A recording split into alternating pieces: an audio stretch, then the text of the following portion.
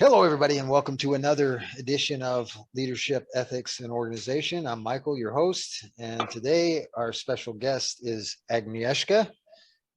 She's one of the famed graduates of autonomy. She's got a whole bunch of projects that she's doing at the moment, but the one that we're going to focus on today is called Cafe Rustico. And honestly, it's going to be a little bit about not just the Cafe Rustico, but about the therapy that goes on at Cafe Rustico and kind of what might be a hint of the health and wellness idea that she's got brewing. But before, I guess I'll just say leadership, ethics, and organization is about roles and responsibilities that each of us can take on. That it doesn't have to be a position of authority. It can just be us doing our thing.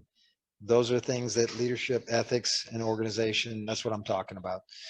But with that, let's talk to Agnieszka. Agnieszka, obviously you're a good friend. We've been hanging out here in Acapulco for a few years now.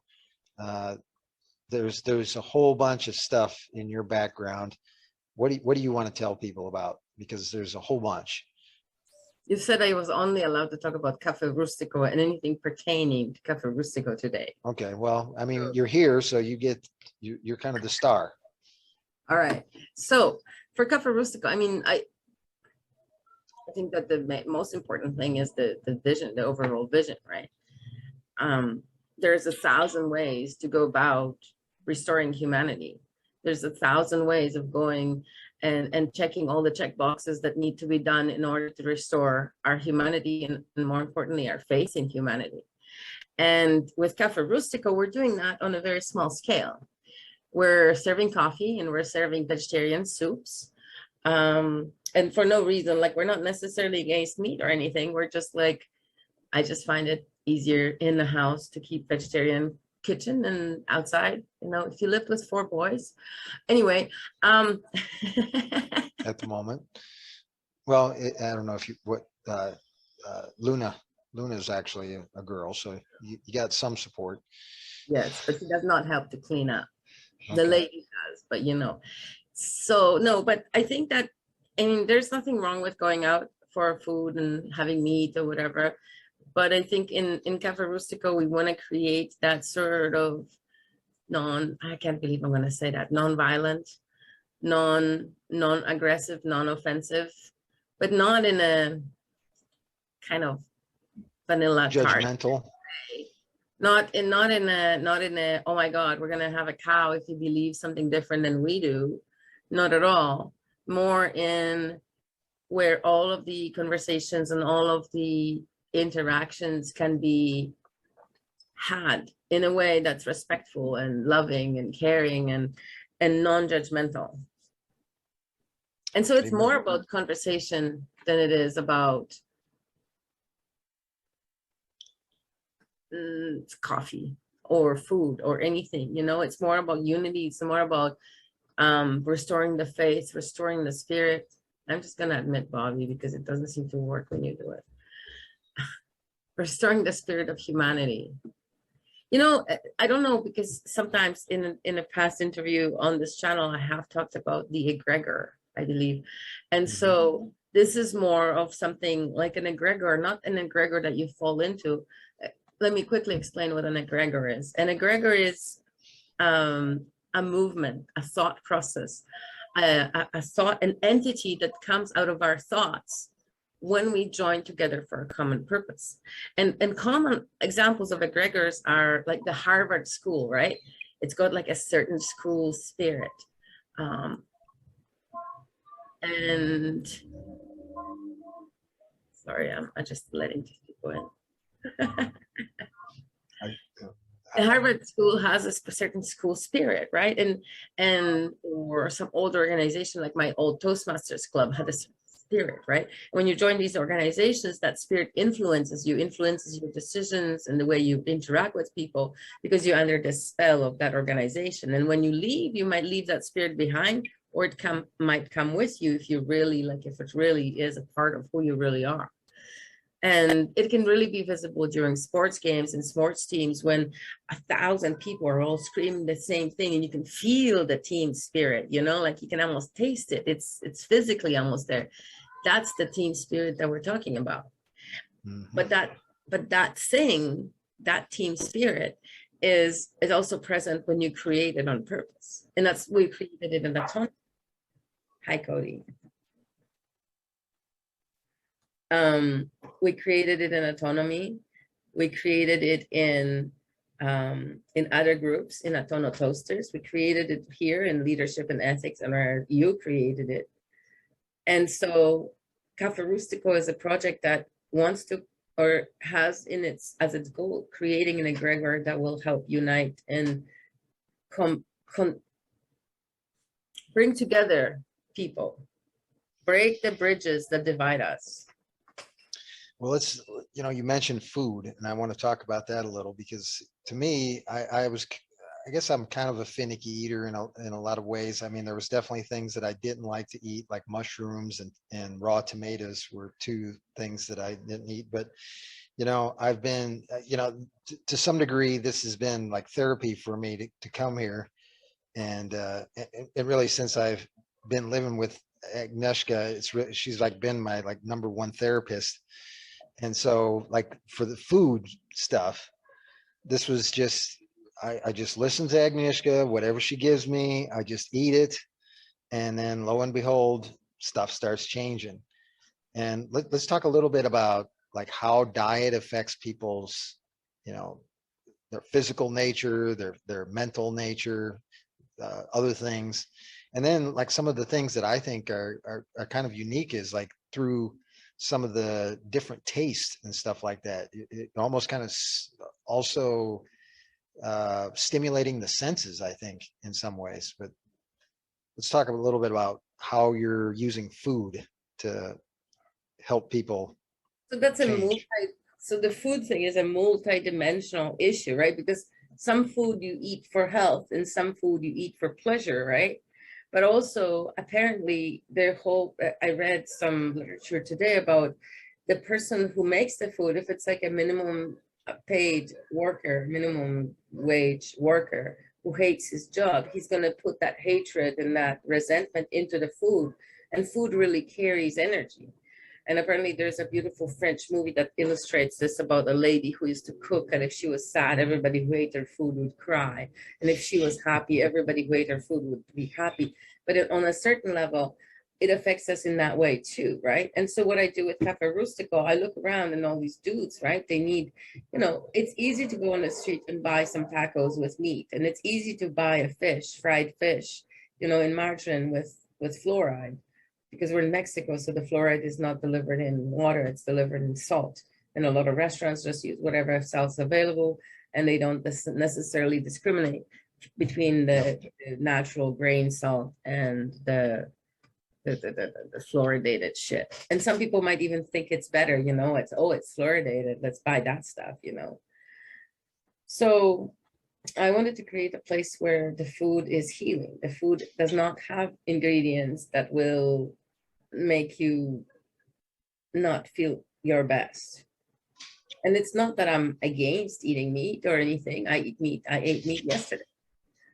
But it's more like, this is the place where you can restore yourself. If you've been drinking and eating a whole bunch of burgers, you can come to Cafe Rustico and eat a healthy soup and drink a really healthy papaya lemon water. And it's honestly, you guys, it's mostly water. It does not taste like juice, but it smells really lovely, and it has a nice taste. And all it is like blended papaya with a whole bunch of ice and water and some lemon juice. Well, you know, the other day we were talking at the table, and you kind of, you know, I don't know exactly what we were talking about, something, but you basically said, here, have some of this, and then have some of this, and then have some of this. And then we looked up what that stuff was.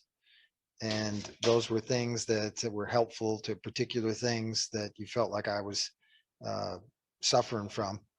Yeah, and you're doing this almost on a subconscious level. You're like listening to what's going on. You're observing what's going on. And that's another thing. You're obviously talented in like being able to read people's body language and stuff like that. So you're also kind of soaking that in as well, But but apparently, you're too, diagnosing things and then using food and stuff to deliver remedies. so apparently intuitive albertism is part of my repertoire, because I just had a wonderful testimonial this morning from a friend who had chronic issues with fibromyalgia or lupus, one of those two. And I remember when at first when she consulted with me, I recommended frankincense. And so she's been using it for a year and now she's symptom free. And she called me up today. She's like, oh my God, look at this. My face doesn't have the paralysis anymore. I'm feeling so great. The frankincense, it's really great. It smells great. It really helped me out. What do you recommend next? And so I had immediately a name of another herb that came to me. And I said, well, my mind suggests this herb. Why don't you look it up? And a couple hours later, she texted me. She's like, wow, that was a great call. This is exactly the herb I need next. I just looked it up. I looked up the different delivery systems, the oil, the herb, the tea, I've ordered my stuff. Thank you very much. This is exactly what I'm going to need. So she basically calls me up for one word and then she goes with it and figures it out by herself. So, Yeah. but it's never heard of before. There was no way for her to like glean that knowledge because she didn't know of it. Well, and it's not only you. There's Irwin and his family also are tremendous cooks, but they also do seem to have a sense of like what you need kind of thing. Because I've had Irwin come to me and just say, "Here, eat this." Well, what? But eating it, and I'm like, "Oh my God, this is fabulous." Or you feel fabulous afterwards. Yeah. Absolutely. And as far as like, I was talking about not liking mushrooms or anything like that, but if mushrooms are prepared here, if tomatoes are prepared here, I'm eating it. And it's because it always turns out well.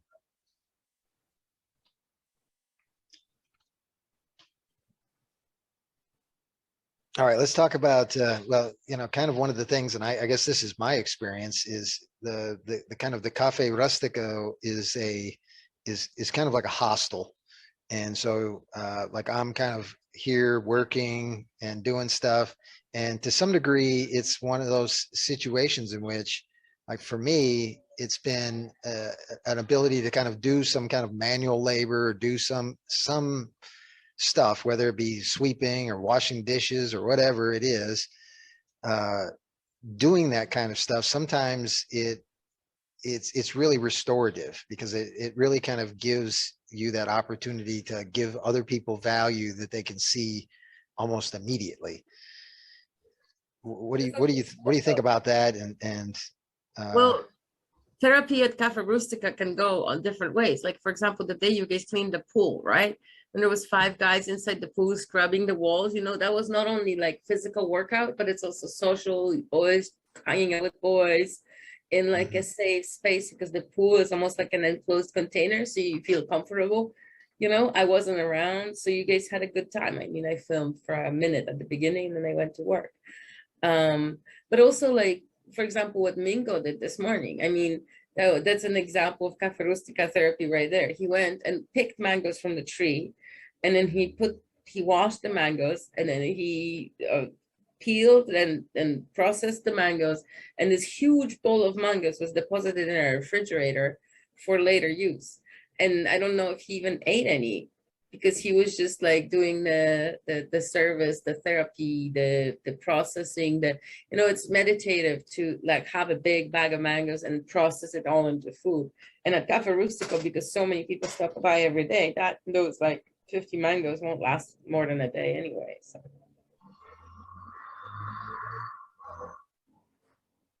A little bit of outside noise there. I don't know if you picked that up.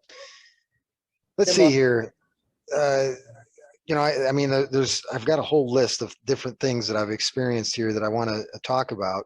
And I guess the other thing that and it is kind of food related was this almost the idea of like hormone therapy, because we've been, we had some soy-based meat the other day, and it it kind of stimulated something in me, and I was having a discussion with you about, oh, well, like this soy has got a lot more estrogen in it. And, But so it's good once in a while because it could balance you out, but it's not good every day because it could imbalance you, right? So we have to be judicious with foods that are powerful, like soy. yeah, and but I do think that there's something to that. I mean, even if it's a shock to like the feminine side with the estrogen, or like if you're eating meat, you're obviously going to get some testosterone. But regardless, I think it's the thing where you're kind of shocking the system. And I think it was really useful. I really had like some powerful dreams that very next night. So I was, I thought that was really very useful. Let's see. We talked about the senses. Let's see here. Well, we did talk a little bit about body language. Let's talk a little bit more about the body language stuff, because you've got a real background in this, and it's a super strength that you have. You're probably top 5 in Western Hemisphere as far as body language readers. I don't know. I worked with a lady who's like the top body language expert, and it's not body language, it's psychosomatic therapy. So body language is just a part of it. There are other things. The therapy, psychosomatic therapy, is something I studied for many years.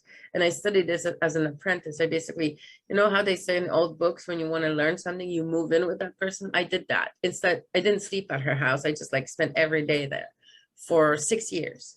And in the end, or even, a couple years into it, I was the person answering all the student questions. I was the person looking at all of the different ways of communicating, with students. And they would send me pictures like, what's this thing on my foot? And I would have to analyze it psychosomatically. What is it, this thing on my foot? What is the thing on my eyeball? Is there something in my eyeball? What is I think you're all right.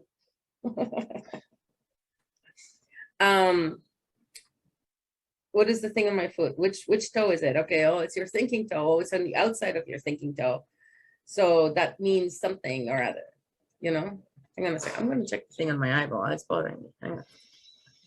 All right. Well, in that regard, I've had the experience where probably, I don't know, at least 5 or 6 different times I've had some kind of rogue pain that's popped up, and maybe it's my elbow, maybe it's my thumb, maybe it's my knee, maybe it's my lower back or something like that. But each time I've came to you and said, this is what I've got.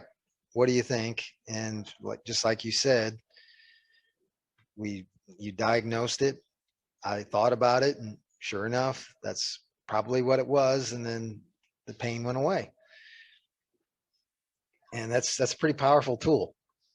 It works like that sometimes, where you just awareness of what's going on. Oh, I'm really bothered by this thing. Oh, okay. Like, why do I have a cold, right? Because something happened about a week ago that upset me, and I couldn't talk about it because it wasn't, just a situation. I couldn't really talk about it with the person in question. I couldn't really talk about it with many other people. And I was upset and upset and upset. And it was just kind of in here. And then it's a chest cold. Of course, it's a chest cold because I can't express myself, right? But it is what it is. So I have to get over my chest cold. Excuse me. And let's talk about, in regard to the psychosomatic stuff, like the different ways that your body, so like just changing your body, like changing your posture, or let's see, what do I got here? Physiological. Okay, so let's back up a little bit because you're going way, way too fast. So first of all, psychosomatic therapy is not body language. It's how your mind and your physical, I'm not saying you're wrong necessarily, but it's an interaction between your mind and your physical body, right? Like you're thinking certain thoughts, and those thoughts show up on your face, and they show up in your body. And the same things show up on your face as show up in your body. So then we look at the things that show up and say, oh, well, are you having this chest cold, right? Oh, is there fear involved? Because, let's examine my chest cold, right? So the first symptom you know, when I couldn't get over my issue and I still was upset about the conversation 3 days later, the first thing that started happening is I had a runny nose. It's like, wow, I have a runny nose. I'm upset. And these are inner tears, because in psychosomatic therapy, runny nose is inner tears. I'm like, yeah, I definitely feel like crying. I feel like it was unjust. I was treated unjustly. The person was wrong, but I can't talk to him about it, them about it, because it's far away. Like, you know, there's complicated situation, but I can't talk to them. And so I'm like crying for 2 days, and then it stopped, and then I started coughing. Like, what does coughing mean? Coughing mean you're trying to be heard, right? You're yelling so loud that you can't be heard, and you're still not heard, so you're like like trying to get somebody's attention, right? But in this reality, in this situation, it's really me, my attention, right? Because I have to be the one who's okay with the fact that somebody was mean to me and I can't deal with that. It really doesn't matter. That person has no fucking clue, right? But I'm the one crying, right? Because I internalized their words that were meaningless. They were, this part of my body knows they're meaningless. This part of my body was having issues. So now I'm coughing because I want to be heard, but I can't be heard. So I'm going to be coughing. I might be coughing for another week before I get over the need to actually talk about the thing that made me upset. Right? So, yeah. So that's how it works. And then if you cut your finger, a lot of people cut this finger, which is their judgment finger. And that finger often means that you were thinking about somebody, you were like, oh, that asshole. I can't believe he did that. What a dick. Ooh, your judgment finger is spared. Oh, were you being judgmental? And your inner self thought, ooh, you're being a little bit harsh. You know what I mean? And then that happens in that part of the body. And so any kind of cut or whatever can also be interpreted, but just the same, any kind of gesture, right? Whether you're taking up your whole container or whether you're doing like the T-Rex kind of gestures, right? Because this is also an exhibition of fear, right? And everybody, and like as soon as I did this, right? You guys could feel the fear from my body, right? You don't have to be a psychosomatic therapist. Even though I'm wearing a black shirt on a black background, you can still see my shoulders collapse within themselves and me covering my heart with my hands, right? That's the fear position right there. But yet so many people walk around in this kind of tucking their elbows somewhere underneath their ribs kind of position, gesturing very minimally because they don't want to take much space, because their original family was very judgmental or harsh or didn't want to hear them, and they don't want to take up more space than they need to because it's feeling uncomfortable for them, right? Versus in somebody who's well adjusted to society and well adjusted to speaking for themselves might take up full on whatever space. This is your container, you take up this container, right? And then somebody who's maladjusted in the opposite direction might get in your face about it and say, look, buddy, you know, but that's a whole different thing, because, you know, where we go. And whereas, so when I took the person's words in, I inhaled them, I took them in, but the words don't have, there's no person attached to it. The only person affected is me, right? So I have to get over it. So we were going to go into posture, but you kind of took us back a little. It wasn't about posture. I was talking about the hand. Yeah. So if you want to be, so then you were saying that you were alluding to the fact that the thing where I say you can't be depressed if you have a certain posture, right? Because the depressed people, they're always roll their shoulders forward because they're protecting their heart, because their heart is hurt. You know, they don't feel heard, they don't feel understood, they don't feel like they matter, they don't feel like they heard, that they're relevant to society, right? So they're like trying to hide and feeling sad. And, you know, we've all felt that way. We felt alienated from society and separated from, who are you separated from? You're separated from yourself, right? So then when we roll the shoulders forward and we feel sorry for ourselves, the whole posture like that, it's really easy to feel sad and lonely and bad and sad. And maybe that has its purpose when you need to feel that way. But if you need to break through it, what you can do is you can remind yourself that you're really in charge of this container, that this container is given to you as your God-given right. And then you can take charge of this container where you're in and really know where you are and where other people start and you end. Excellent. So I don't know, it was a few weeks ago, but you said, you need to go in the ocean today. And you I, at first I was like, nah, I don't really want to do that. And I thought, now Agnieszka told me I'm going to go and jump in the ocean. You give me any idea of like, and that's another thing about Cafe Rustico is it's like 100 feet from the ocean, so you can jump in the ocean in a heartbeat. You can, surf, you can do all kinds of stuff in the ocean. You can fly a kite on the beach every single day. You can fly a kite. There's no problem with kite flying here, by the way. But let's talk about your suggestion to jump in the ocean that And day. it seemed a little bit dirty, like a little bit muddy, like stale. And I looked at you and your body, because no men wear shirts here. Nobody wears a shirt. And so I looked at your body and like, you felt a little gray. I don't know how. And I was like, you need to cleanse this. You need to cleanse whatever thoughts you were having, whatever energies you were inviting in your body that day or that week or whatever. It just seemed a little polluted to me. And so it's like, yeah, go clean yourself in nature, right? And you were able to drop all that emotional baggage and actually release it Yeah, in the ocean. good stuff. All right, so we talked about food, and I guess there's quite a few things with food, and then we talked about the atmosphere and the egregore, the obviously the location. It's a surf town, so maybe we should talk a little bit about the Mexican culture here. Well, hang on, because so right now we're in the surf town, and Cafe Rustico certainly is going to be in the surf town over the summer, but we're also going to take Cafe Rustico on the road, and we're going to introduce the concept of unity and humanity and all this stuff back to, the freedom minded people throughout Mexico, throughout inner Mexico, in the mountains there. And then maybe they'll come visit us in next summer on next Agorapulco and see what happens when a bunch of freedom-minded people get together and don't charge $1 million for admission. Yeah, and that's kind of another thing is like, what is your, because to me it seems like there's a lot of people that, number one, they're suffering from a lot of the stress and trauma that's been, heaped on them wherever they are on the face of the planet at this point. And then there's, of course, people like those in Ukraine that are basically being chased out of their homes. And, I think we're at like 5 million people have left Ukraine in the last couple months. So they're spreading out all over the world. The people in Shanghai that Howard was just posting about this morning that are like killing themselves en masse. Yeah. So there's certainly a lot of people that are suffering.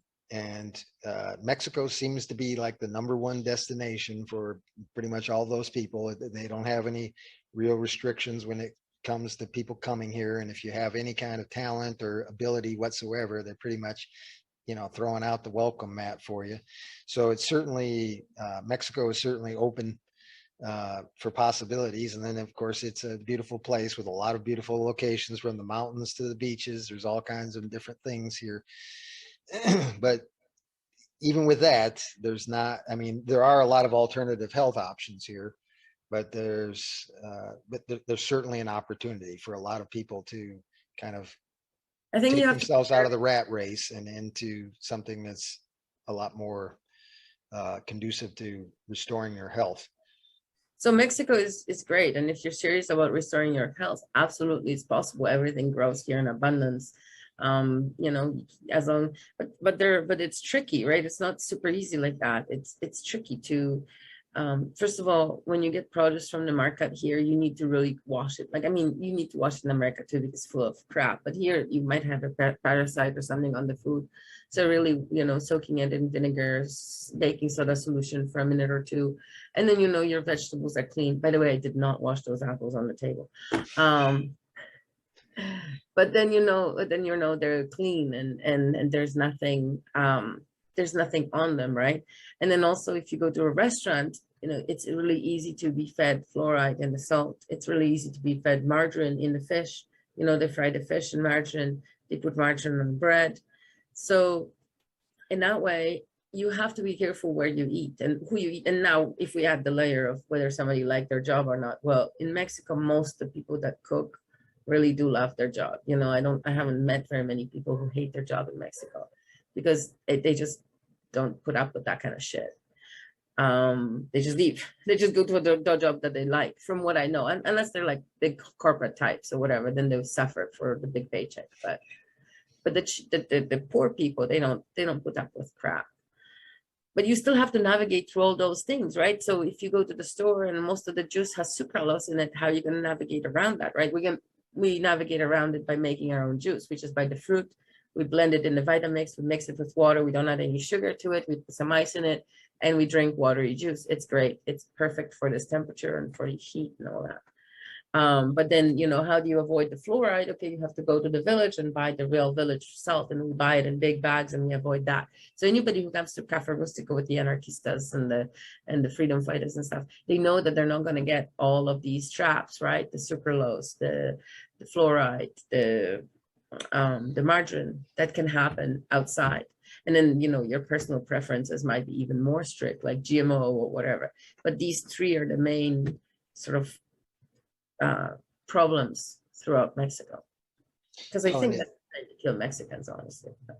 Yeah, well, I mean, they're doing a pretty good job with the sweets, you know, the Coca-Cola and the soft drinks and stuff, sugary All soft drinks. soft drinks in Mexico have sucralose, except for tonic water.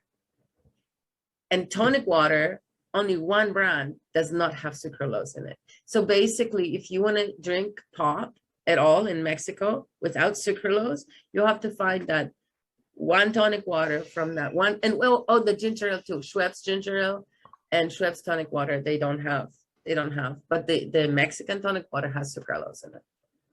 And personally, to me, sucralose is the worst chemical. Like I think it really messes with your system, so. Well, but certainly it's really nice to have someone that's basically caring for your intake of food, and certainly like the stuff that you make. I mean, you make all kinds of healthy, milkshakes and the long list of things that I've tried that you've made, and I don't think there's anything I didn't like. And peanut butter, chocolate drink, and all these other things. I mean, there was let's talk about some of them. We had peanut butter at dinner. We had the stir fry with the seitan meat, and I used peanut butter and soy sauce for like a Thai kind of dressing, a loose approximation of a Thai dressing, and then we had it on buns. So you know, not really. But you make a whole bunch of different things that are health related that kind of fit into like whatever people are feeling at the time. The fermented celery we made the other day for probiotics. That only took 3 days in a jar on the shelf, by the way, you guys. And then we had nice fermented celery. The juice was very refreshing to have a little shot of it, probiotic. And then the little celery things. I don't really like fresh celery, but this was pretty good. I'm planning to make more fermented foods this week. Yeah, all kinds of good stuff. And then we've got crafts, because we've been doing painting. Well, we did painting this Sunday. The internet went down. So for those of you that missed me on Sunday at the Q&A, yeah, the internet went down, and we had a painting class. We pulled out oil paints and we started painting right on there. But now I bought coloring books. So next, or maybe even this Friday when we do the lecture, we can have coloring books and do coloring while we're listening to the lecture.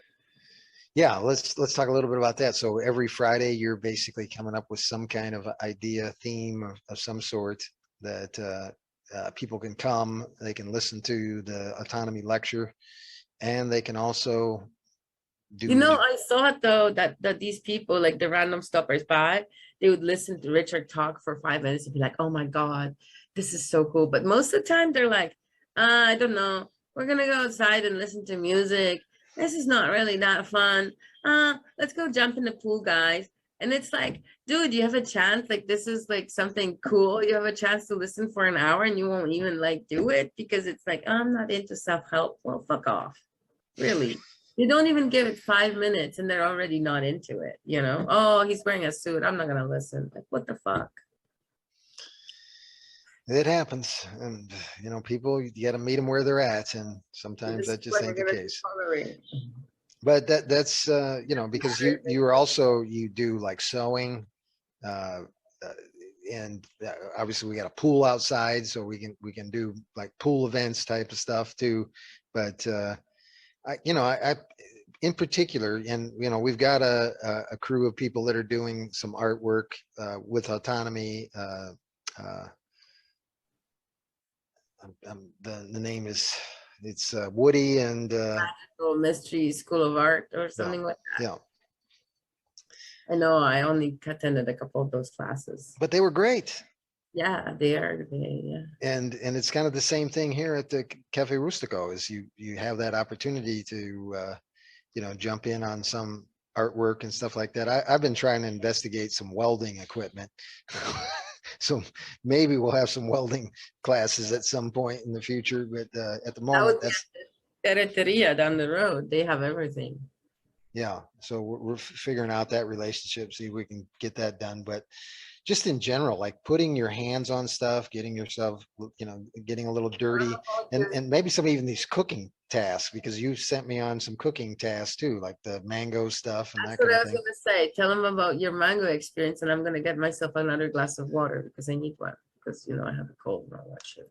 Yeah, well, actually, that was, she mentioned that Mingo did some mangoes. I was essentially in that same role where I got a box of mangoes, because mangoes around here in Acapulco, they're falling from the trees at this point. And so if you don't use them for something, they just end up on the road. And so I picked up a box of free mangoes and brought them back to the house, and Agnieszka sent me to cutting them up, peeling them, and doing all that kind of stuff. The first go round I was doing it, it probably took me like 5 minutes to get the first one done. And I thought it's probably going to take me about 3 weeks to get this mango stuff done. But relatively quickly, we had it diagnosed. And this is kind of one of those things where, like, doing stuff with your hands and kind of figuring stuff out, before long, you start figuring out more efficient ways of doing things. And then before long, you're an expert at it. And it's just testimony to your ability to focus on things. Like if you can focus, you can figure stuff out, you can do it more efficiently, and before long, you do it enough times, next thing you know, you're almost like an expert at it. And I kind of feel like that's a really, really healthy lesson. Thank you for the juice, by the way.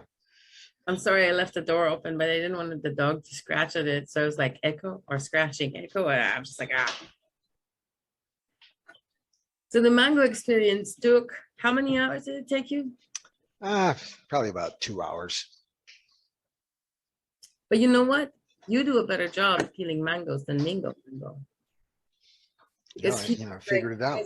filleting a fish, right? But you actually scraped each shell and everything. So you saved more Mother Nature. And for I don't know if I'm an air switch or what, but I always feel like throwing out a part of the mango is almost like a little sacrilegious, because we need to make sure that all the edible bits are. But I'm not going to tell Matt Mingo how to do his job. I mean, Well, in that particular one, that was the one where you baked the mangoes and they turned into this like mango. Preserve. Yeah, and it was fabulous. Yes. But we That, didn't, again, with the mango preserves, even though we cooked the mangoes, because we had so many mangoes, we processed some into juice, we had some raw mangoes, and we had to do something with the ones that were going bad. So we cooked the mango preserves, but it was more like just mango with cinnamon and nothing else in it. No sugar, no anything, and water. And it was cooked until it was all mushy. And so then, everybody got a little bowl of mango mash for dinner. Few days in a row. Actually, we still have a bowl left in the fridge. yeah. But nevertheless, it's some good stuff. And then again, there's kind of those, it's so close to nature, and there's like, it's just right here. I mean, everything, it's just so natural. It's Well, those great. mangoes grew across the street, right? Even the mangoes that we were eating today, they grew across the street. Yeah. Yeah, let's talk a little bit about that location as far as the kind of the significance of Acapulco and stuff like that. You know, we've got some theories about Acapulco and the history of Acapulco and that kind of thing. You want to talk a little bit about that? Sure. I think, well, so I've been, first of all, I'm into the whole Tartarian thing, right? I've done a lot of research. And one thing, well, the first place I checked, I read about the Tartaria, I watched some videos, like, okay, let's check it out. And I went to a cemetery, and the first place I checked, I found some Tartarian like proof. It was a grave that had the birth date starting with a J, 832, I think, and then death day was 1868 or something like that. It's like, whoa, and even the fact that most of the old graves were scraped off, it said that people did it with pencils, but how many pencil grave rubber rub to rub, like rubbing, how many of them would have to go through for it to be like this much into? I think they like physically rubbed it, like used the tool to remove the writing, and then said, oh, it was the thing that people, because I don't know. And then there was also the mystery of the parliament buildings in Winnipeg, because my first testing place was Winnipeg. Mm-hmm. So when I went into the parliament buildings in Winnipeg, which is a city that's not very old, not very many rich people were in it, it's mostly farmers in the middle of nowhere, a few pioneers, nothing major. But at the same time, it is the physical center of Canada, like horizontal speaking. And the parliament buildings are incredible. They would rival Chicago or New York, the sculptures, the paintings. Also it's a mud flooded building with windows literally underground. So there is ground and there's a window underground, and like I touched the window, and so like the first place I looked seemed to be totally in line with that. And so in Acapulco, doing the research, so first of all, most of the houses in Acapulco, even if they're old, they have no respect for the old things. Like in Europe, they preserve it, make sure it looks the same. Somebody breaks it down, they put it back the same it was. Here they don't do that. So a lot of the old buildings have like a cement facade.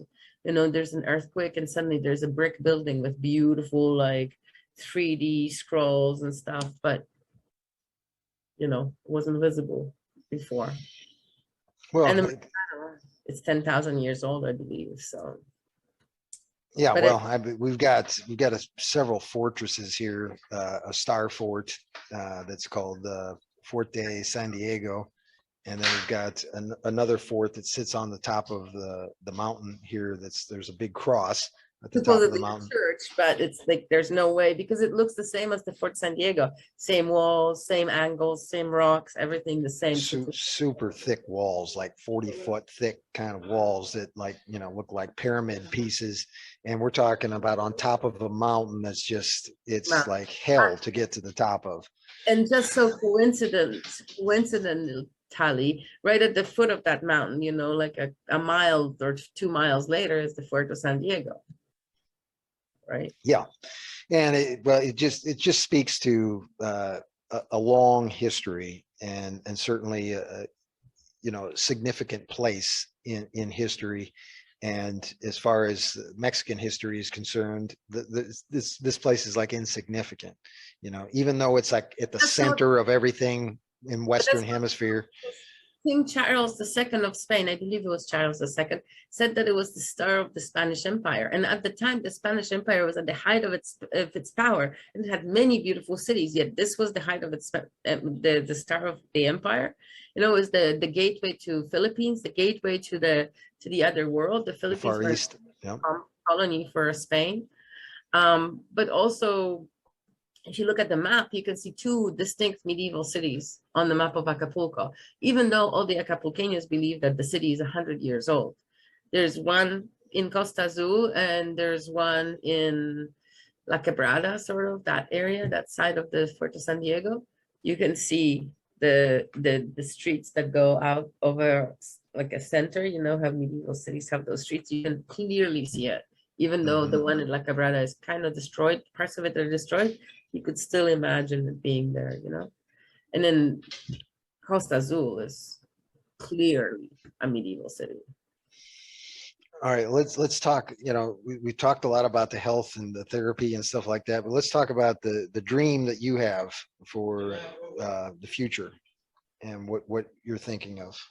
Well, so how Cafe Rustico is a sanctuary. It's a refuge for people, right? So if you're broke, if you're hungry, if you're whatever, we want to bring you in. But right now we don't have the capacity. Like, we work and we pay the bills and we feed as many people as we can. But I would love to be able to take Cafe Rustico to another level and take it to the full-on restore humanity level, where we buy a 30-acre farm, coconut farm. We create buildings and outbuildings, and we have full live-in staff that assist us with taking care of all the people in Acapulco.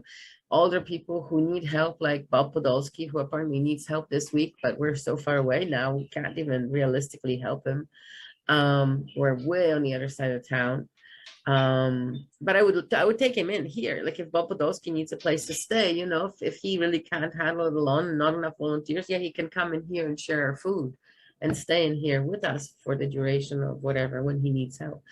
But that doesn't need to be. Max Egan is in town. Max Egan, when they came to him, Max Egan left Australia, and a day later, the police came to his house and tried to arrest him. And that's when his accounts got frozen. He has no income. He has no pension. All his income is in crypto, right? So that's good. That's fine for now. But in case he needs any help in the future, or in case, people like that need to have a place where they know they can go. And there's going to be soup, there's going to be food, there's going to be healthy food, there's going to be a roof over their head. And so the place you envision is something that has basically all these things, where you can do crafts, you can get out and kind of into nature. Yeah. There's massage stuff and kind of. You added the massage stuff, but okay. I think I remember you saying like there's some, or maybe that there was a health center where people could go for like herbalist stuff like that. And like oh yeah, what maybe is it, aromatherapy and stuff like that, right? Yeah, sound therapy, aromatherapy. Yeah. And then there's like a performance area, right? So we can put on like plays and stuff like that, or do like drama craft, or any kind of stuff like that. Musicians can play music and all that kind of stuff. And have a video studio and like computer video studio and sewing room and an art room and things like that. That would be my my ultimate dream. Have a place where and it would be a three-pronged approach, because some people could live there like us. They could have a little house and live there and use the center. And then some people like Bob Podolsky or Max Egan could have a center for for the older people, or I don't know how you'd call it, but some center for people who want to live in a community, who maybe can't live on their own anymore, need a little extra help, like Bob Podolsky with his sight issues. He's got eyesight issues, and he might need somebody to make him a cup of tea or whatever. And in that building, I see there be like a staff member. Really? Oh, they're opening coconuts. That's what they're doing. That's the sound you're hearing right now. Outside, the boys are opening coconuts. Anyway. Well, that's something that's out there in the future. The first one is the people that rent the houses or buy the lot. The second one is the people that come there for refuge, right? That need help. And the third one would be the vacationers, the people who come there for vacation, to stay, to eat healthy food, to volunteer on the farm, to help out with building all of these different sections, and creating the center, creating the refuge, the sanctuary that we're looking for. And we've got a couple locations that you're talking about or thinking about. Yeah, there are some locations that we're looking at near between Acapulco and Zihuatanejo. Okay, and then as far as just people coming down, or people coming down for Agora Poco in that time frame, what kind of plans do you have for them? And then what, like, if they were to come down next week, what kind of stuff would be in the schedule for the future? So we have a few rooms that are available, and sometimes, if you're lucky, you can rent a room directly from Cafe Rustico. Most of the time, the rooms are here are full. We do have a relationship with the hotels and hostels nearby where we can certainly organize stay for you, you know, talk to them and get your room there. And then you can also come here for the food and you come here for the activities and things like that. Where it comes to, if somebody comes next week, yeah, we have a room available right now and somebody can come next week. They could come visit and stay for a couple of weeks. During an Acapulco or Agorapulco, we had different levels of people staying. Some people were actual paid guests and they stayed here, but some people were actually in an exchange mode where they would fix things around the house, set things up, hang hammocks, you know, climb trees, do things that need to be done in exchange for staying here. And one was sleeping in his own tent on the balcony, and the other one was sleeping in the hammock outside. And I think the third one wasn't even sleeping here at the beginning. He was sleeping in the plaza down the street and just coming here for food. And then I told him he had to do chores. So he gladly did chores in the beginning. He even paid because he was so happy to have a home to go to. And then when most people, had 8 people staying in a 4-bedroom house at one point, but we seem to have a lot of Polish and Eastern European people here too. What do you think that was from? I don't know. That had nothing to do with me.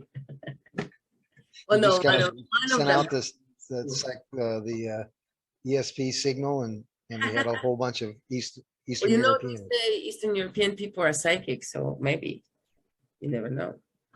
No, one of them I did message on Facebook and he came, but the other ones I have no idea.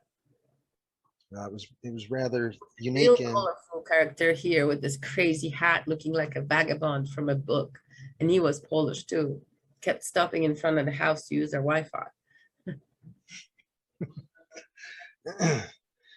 all right. Well, I think at this point, I want to throw out any opportunity to ask any questions. Does anybody that's here want to ask a question?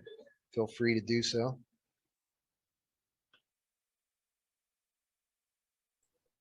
I'm okay, thank you.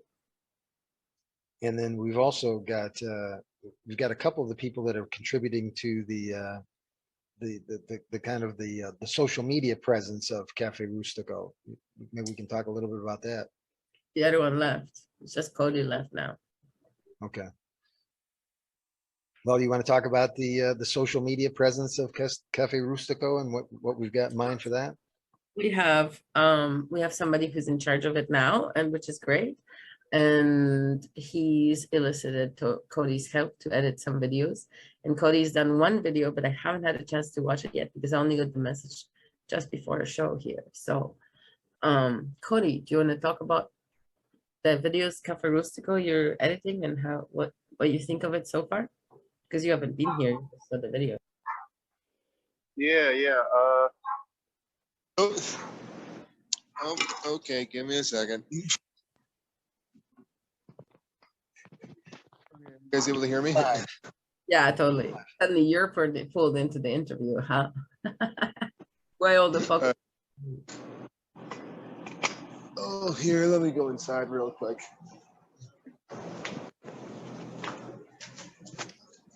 Well, just in general, we want to give people a little bit of an idea of what this place is like and what the experience is like, and of course, we're going to try and make Luna a star, internet star.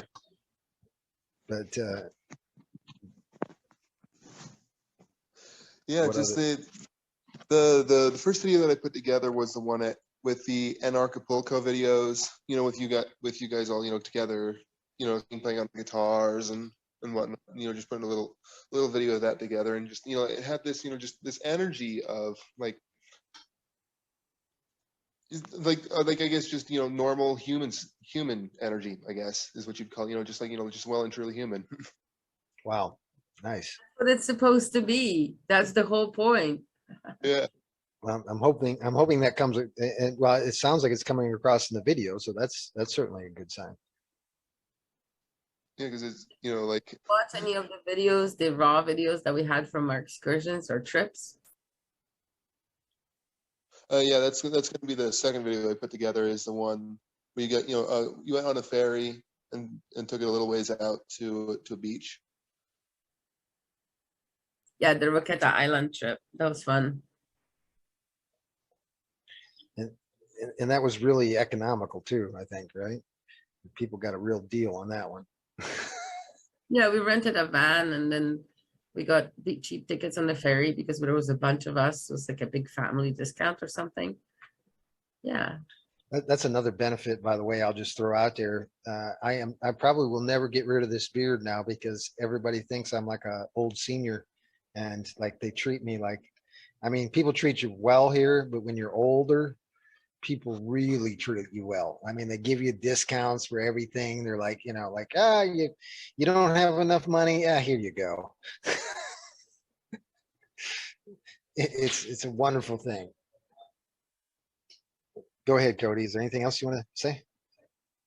Yeah, that's kind of the main thing of it. I've only made one video, so I don't have too much to say. I briefly cataloged all the video that I got, and this is the first time I've ever done video editing for someone else, so it was kind of a bit of a mental, like there were mental barriers to overcome, and the whole thing out, what am I supposed to be doing here? I didn't have the end goal in sight when I started the project, and coming up with an end goal was difficult when I didn't know what I was working with. So how did you overcome that? Watching the video, watching all the little clips, and then I also had plenty of time to think about it because I spent all of yesterday setting up my computer to be able to understand the formats because they were in different codecs, and something I needed software to make it talk with DaVinci. And that just gave me enough time to to think together of, okay, I got these two videos of playing music at night, stick them together, put a few photos in it, and we're good. I don't even need to go out and find music to overlay on the video. I'm not even sure if that's what you want. And I'm not good at finding music. I don't listen to very much music, so I don't really know what to put in. And even if I don't know. You're better than me. Know about. But I'm good at other things, so Yeah. Hey, did you watch, by the way, what did you think of the videos with Erwin's philosophy and all that? I think that could be something we could do a specific video for introducing Cafe Rustico. Oh yeah, there's definitely a lot of material to unpack in there. I didn't watch all the videos expansively. I was just cataloging what's the basics of the video, and I just kind of scan the videos enough to get the idea that it's basically an interview talking about philosophy. Yeah. I see Jerry jump back in. Jerry, do you want to mention your contribution to Cafe Rustico? What you've got planned for the social media? Michael, 100%. So I want to say that I was rewatching the Do It Live yesterday, and I fell asleep like in the middle of it. So I haven't worked on Cafe Rustico yet, but today, I'm gonna put it in my calendar to force myself to do it. So yeah, first I think you did a great job of to Do It Live, and then I'm just gonna look up YouTube videos like how to make the Facebook page look cool and all that. And then I was at work right now, and I could only hear you guys speak about food and stuff like that. I want to say soy. It's some people think that it doesn't really it doesn't really contain estrogen or enough estrogen to make you feminine. I think they have phytoestrogens, which are tiny parts. I think it might be 6 times a day, but not if you eat it once a week. All these estrogen creating things, but you can get more estrogen from a plastic water bottle, honestly. Yeah, that's such a good point. Well, yeah, I also want to say, Cody, doing a great job at Cafe Rustico. Thank you. Alrighty. By the way, I think Bobby wants to say something. Oh, okay. There we go. Agnieszka, Michael, I just wanted to voice my support for, you know, this amazing project you guys seem to, well, not even seem to be, are launching down there. It's really, you know, heartening to, you know, see that endeavor. I have a similar idea of what could happen. It's like we need to recreate, rethink how to, you know, initiate hospitality and how to, you know, change this paradigm from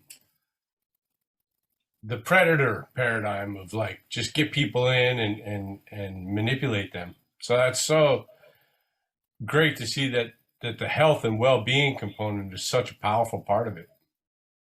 And you know, I'm just here to kind of see. I've been listening and watching in the background, kind of in conversations with Mike about what's been going on down there. So yeah, give an idea of the time that you guys have been doing this. It's been a couple of months. Cafe Rustico. We actually so we started Cafe Rustico last year during Anarchapulco, but at the time, all it was is basically there was no coffee in Bonfil at the time. And so all these anarchists came here and they were all hanging out here and surfing and all that. But every morning, everybody was swearing about the coffee. And we had great coffee every day. And so I just switched the pot to a lot bigger pot and put an announcement that we have coffee in Cafe Rustico. And people started just coming. But then it naturally evolved into this deep conversation. Last year we had a DJ at one point doing spiritual music. We had a lot more musical events. This year we had a little less music. And last year we also had this mask burning ceremony. It was really great. We climbed up on the roof of Cafe Rustico. We made a huge bonfire right on the roof there with overlooking the ocean and everything. And we like did this song and an energy thing where we burned all these masks and we said blessings for the world to get rid of masks and stuff. It was quite moving. I don't know if it helped, but I'm hoping so. Maybe some people stop wearing masks after this. The people that burned them did because they didn't have them anymore. And so that's a full year ago. You're talking about 365 days. Yeah, and then this year we moved into this house right at the beginning of February, and we started with Cafe Rustico right from the first day. Like we had people wanting coffee and soup right on the first day of moving into this house. Because it was already February, people started arriving in maybe January. But we still, even though now it's April and Agorapulco has been over for a month and a half, we still have people stopping by for food and coffee and stuff several times a week. But Patrick's here every day, but I don't know if I count. So what kind of model are you using? Are you just using a work trade model or, you know, just pay for a room? Donation model to some degree. Is it? Pretty much, yeah. Yeah. But I get mad sometimes and yell at people, so they end up being pretty good at donations. So how many rooms are in the Cafe Rustico? The rooms are not by donation. The rooms are like weekly price, right? But then I never end up charging the people who rent rooms for food or anything because I don't know. I just, whatever. I know that they're going to pay me somehow, someday. Yeah, I think she's definitely contributing to a what do you call that? Good nature, good vibes. I did my Enneagram and generosity was right there on the top. Yeah. Yeah, I mean that's interesting. How do you see it scaling, or do you just see it as your? When you were talking, my first thought was, but Bobby, you're in fascist Canada. We can't help you. We can't feed you any coffee because we're not going to cross that magic line where fashions start. But the thing is, you could create an affiliate Cafe Rustica. We could create a franchise of Restored Humanity throughout the world. Right. Yeah. I mean, it's like studying law, you know, with, you know, our friend Gary. I mean, he's, you know, talking about that right now and really diving into that and this whole idea of recreating, you know, a relationship with whatever, you know, however you see it, God's good earth or. I haven't talked to him for 2 years, I think. but Yeah, I've listened to him. I've popped in and said hi a couple of times. he does those monthly freedom meetings, right? Weekly. Weekly. Wow. Yeah, for free. He's doing one right now as we talk. He goes to like 1 a.m, you know, talking to 60, 70 people. Nice. Every Wednesday. Yeah. At one point he was having five or 600 people. There is Every Wednesday, right in the height of COVID, there was 600 people in there one time. No, 500. He got capped out at 500. and yet Canada is still a fascist country.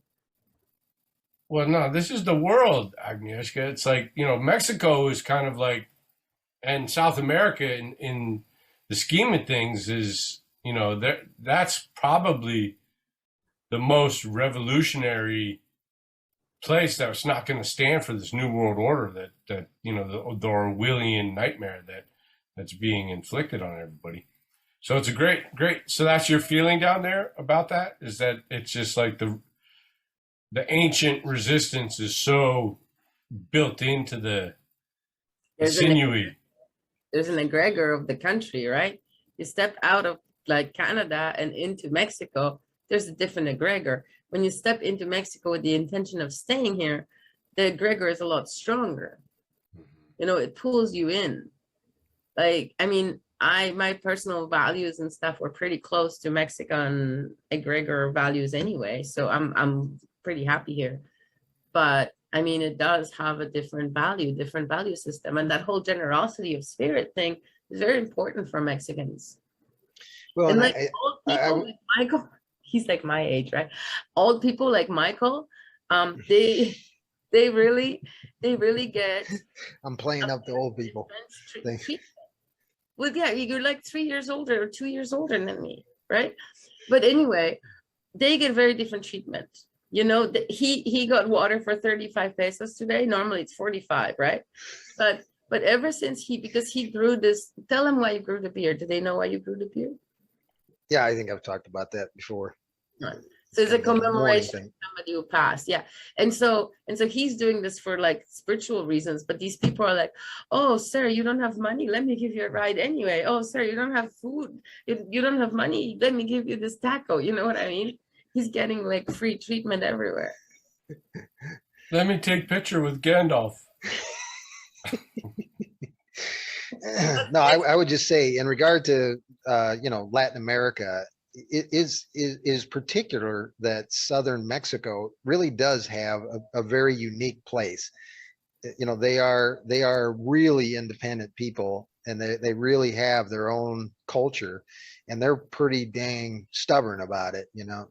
And that's what makes this particular area, because if you go south to like Guatemala and El Salvador and stuff like that, to the south, you've got, you know, some really pretty totalitarian governments to the south. And even if you go to the north and like Mexico City and some of the other big cities in Mexico, and they're more Americanized, and it's not nearly as free as it is here.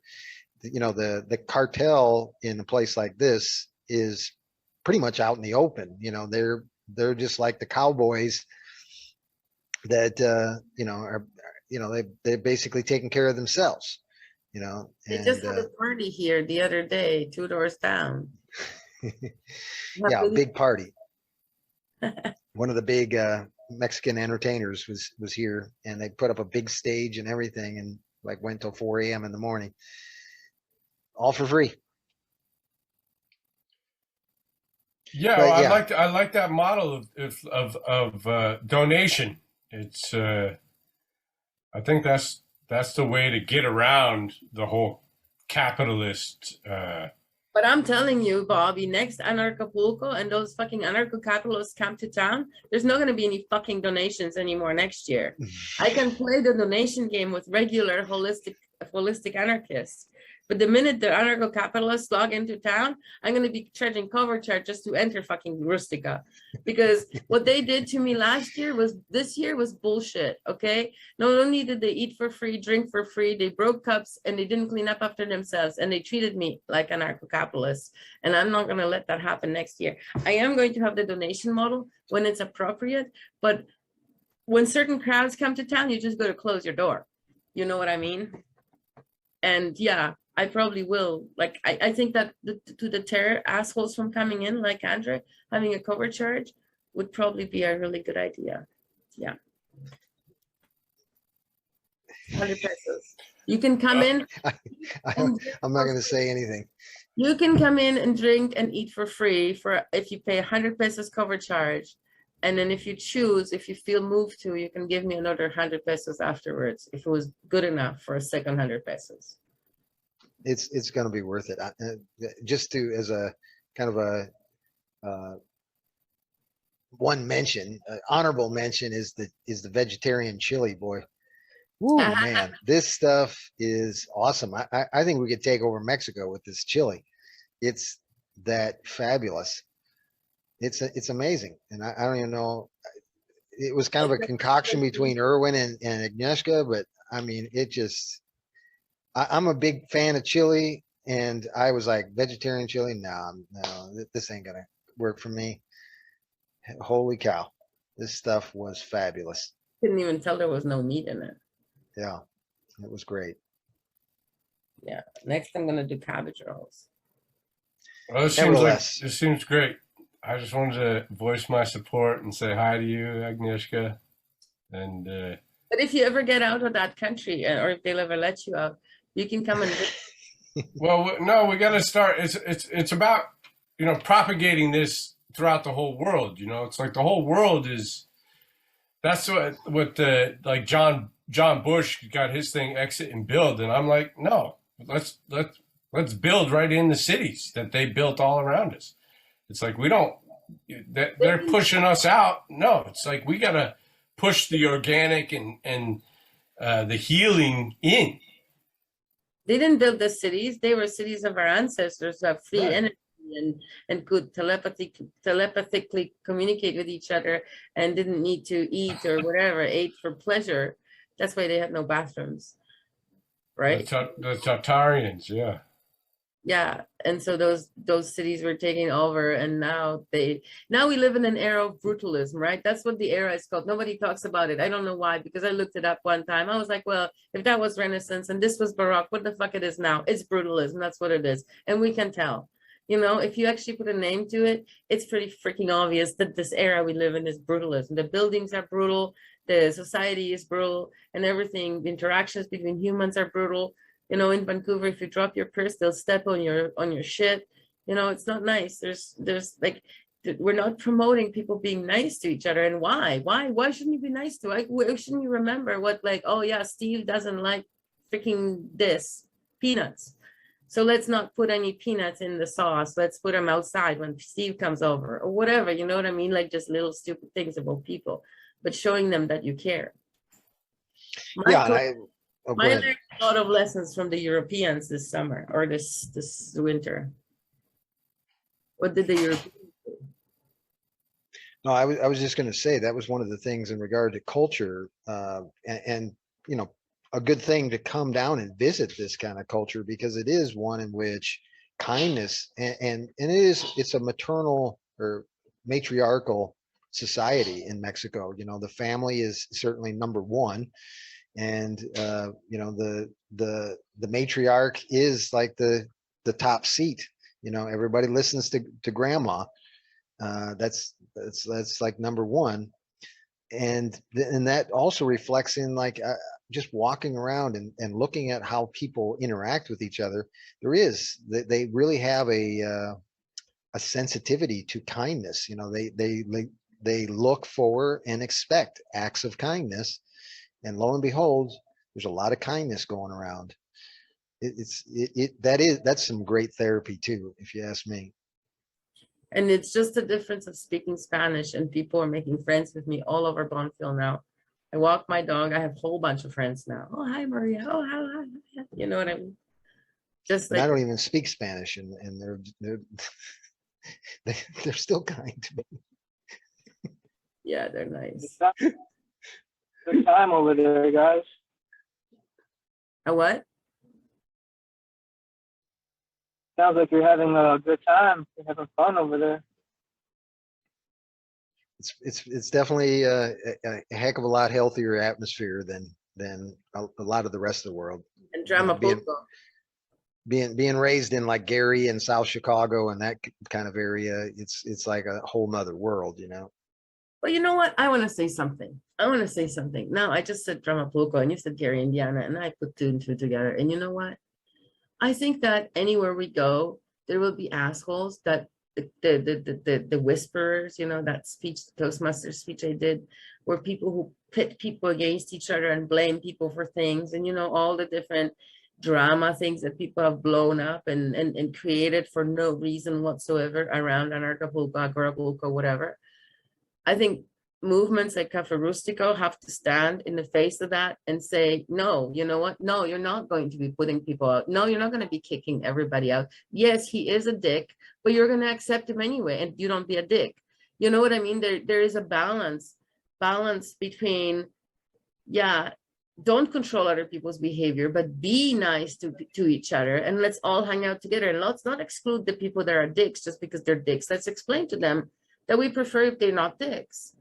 You know, because if you just kick somebody out like Paul or somebody, that doesn't do anything good for anybody. You know, and I don't care how many times he yells at me and tells me he's going to send me to the lake of fire first. I think that it's important to talk to Paul and say, don't tell people you're going to send them to the lake of fire. Your demons maybe will go after them, but they don't need to know. Let's just leave them alone. You know, let's just be nice to people, and you can curse them in private, and then they don't have to know about it. Or whatever, don't curse them at all. Like, why do you have to be a dick about it? Anyway, no. All righty. Well, that sounds like a great place to close. So we will do Let's that. be nice to each other. That's all I'm saying. Let's be nice to each other. Let's promote, let's teach people how to be nice to each other. I think that's, yeah, by example. There's nothing better than example. And I definitely feel like certainly Cafe Rustico is creating that circumstance where we can have an example where people can come, they can look at it, they can experience it, they can be a part of it, and then they can either stay or they can take it wherever they want to go. I think And, Jerry needs to come here for a vacation. He needs to dip in the ocean, that one. Jerry? We will do. So When is your next leave? You can come to Mexico. hey, I plan on going at the end of the year. I have a friend who's having a wedding. He wants me to be his right-hand man. So, you know, it's up Acapulco Nice. on the way And there. your friend's wedding? He's gonna come up with Yeah. 1,000 miles from here. What? Where? Yucatan? Yeah, I'll ask him if he wants to do it in Acapulco. That's all right. It's probably Excellent. cheaper in Acapulco, honestly, because it's an unpopular tourist destination for Americans. So, you know, prices are, appropriate. All right. Well, I'm gonna wrap this up. I want to just thank everybody for taking the time to listen and give us your attention. Really appreciate that, and I hope you'll be back for another one. We're going to be talking about other things. I don't even know exactly what our next subject matter is going to be. I'm talking to us about decentralized autonomous organizations. That's certainly one of those things that I think has got a lot of potential, but we'll see. Somebody's going to come out, and that'll be on Wednesday. So thanks everybody, and we'll see you soon. Take care. Bye, everybody. Mwah.